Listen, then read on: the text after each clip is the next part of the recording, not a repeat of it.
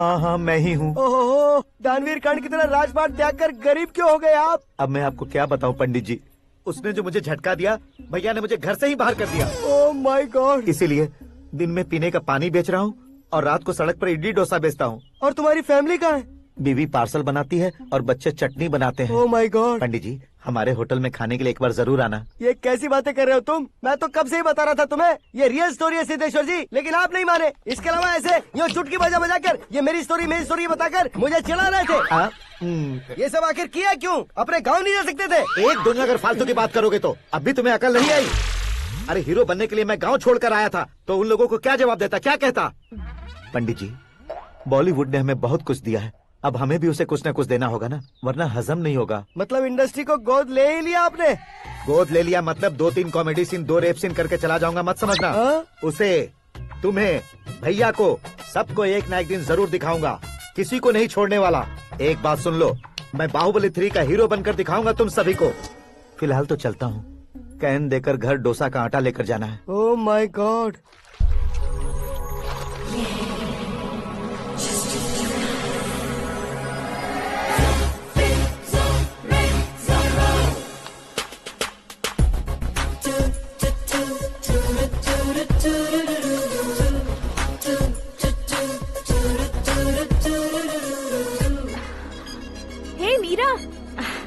Hi. Oh, 1 minute.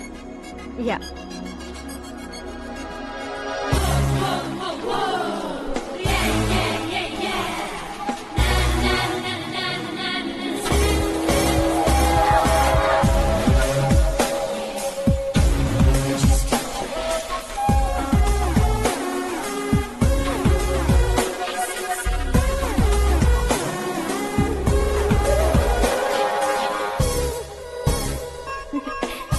ये क्या, पुल पर तुम ये खूबसूरत फूल लेकर आई हो? तुम्हें थैंक्स बोलने के लिए आई हूँ। क्या थैंक्स? वो क्यों? तुम्हारी वजह से ही तो आकाश मुझसे मिला है। ये मेरी वजह से कहाँ हुआ? वो तो तुम्हारे प्यार के चक्कर में तुम्हारे पीछे यूरोप तक आया था। Crazy guy. एक्चुअली ऐसा कुछ भी नहीं हुआ था, उसने तुम्हें स्टोरी सुनाई थी। स्टोरी सुनाई? हाँ, वैसे प्यार करने के लिए स्टोरी सुनाए तो गलत है, लेकिन प्यार से बचने के लिए प्रॉब्लम नहीं है। यानी कि उसने जो कुछ भी कहा वो सब कुछ एक झूठ था। और ऐसे लड़के को तुमने हाँ कह दिया? ऐसा है, इसीलिए तो मैंने उसे हाँ कहा है। समझाती हूँ। उसके बारे में पता किया, फेमस होने के लिए नेता को पत्थर मारा, प्रमोशन मिलते ही मिनिस्टर को बीच सड़क पर छोड़ दिया और तुमसे शादी रुकवाने के लिए मेरा नाम ले लिया। He is something. उसके प्रेजेंस ऑफ माइंड की दीवानी हो गई मैं। श्रद्धा, अक्सर हम लड़कियों के दिमाग में एक उम्र हो जाने तक कुछ क्वेश्चंस हमेशा चलते ही रहते हैं कि सुंदर लड़के से शादी करें या पढ़े लिखे लड़के से या पैसे वाले लड़के से।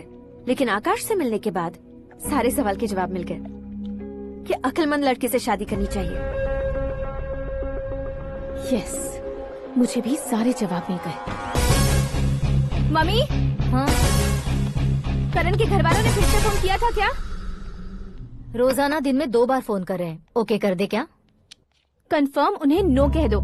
मैंने आकाश से ही शादी करने का फैसला कर लिया है। लेकिन उसने तो ना कह दिया ना बेटी। पर मैंने अब तक हार नहीं मानी है।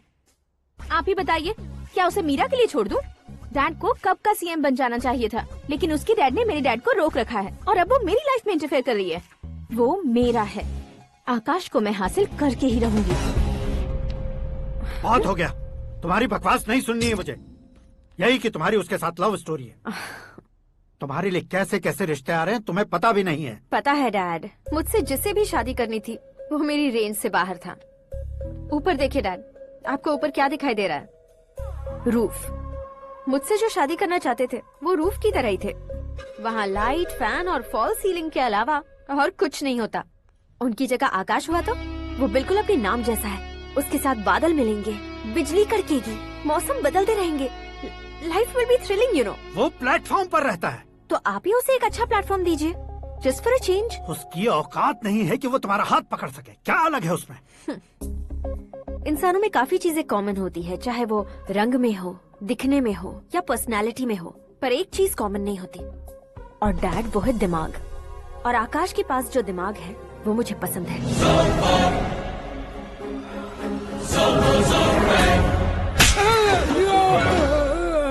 किया सर? आपने थप्पड़ क्यों मारा? तुम्हें तो जान से मार देना चाहिए। कोई अगर पत्थर से मारे तो उसे जेल में डालना चाहिए, न कि उसे नौकरी पर रखना चाहिए। मैंने तो सिर्फ नौकरी पर रखा था सर, लेकिन इन्होंने तो घर में ही घुसा लिया। क्या भाई, जब विनाश काल चल रहा हो तो कोई भला क्या कर सकता है?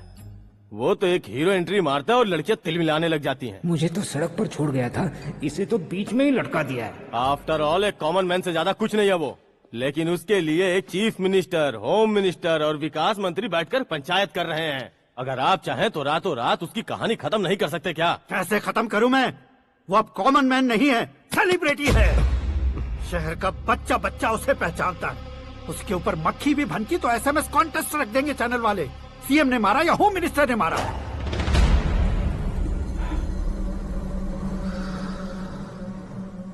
उसे हटाएंगे पर दिमाग से।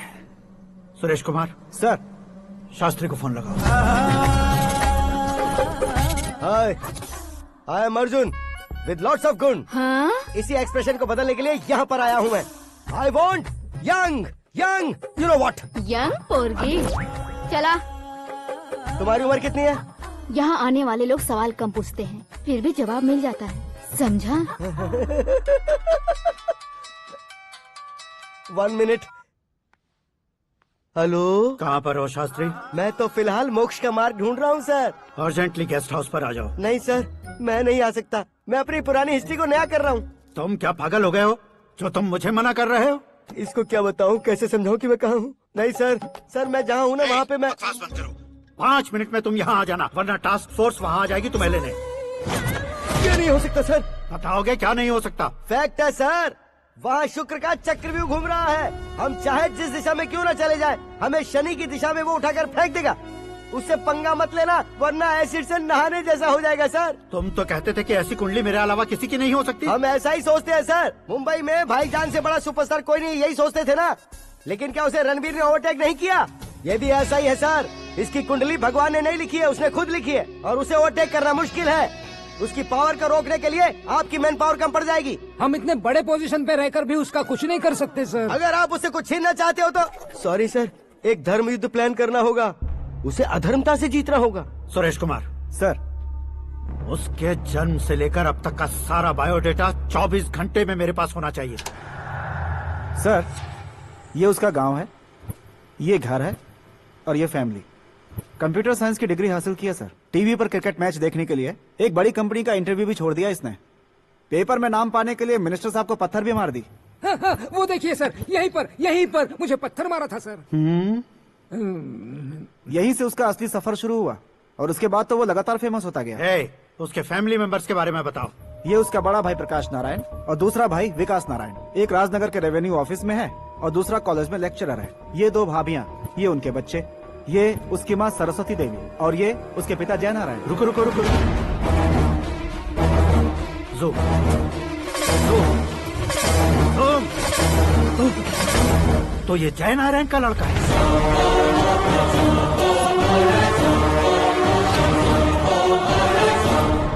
हाँ सर, अपने कुंदनपुर के जय नारायण का बेटा है। ये मेरी जिंदगी में प्यार के लिए नहीं आया है, प्यार के लिए नहीं आया है।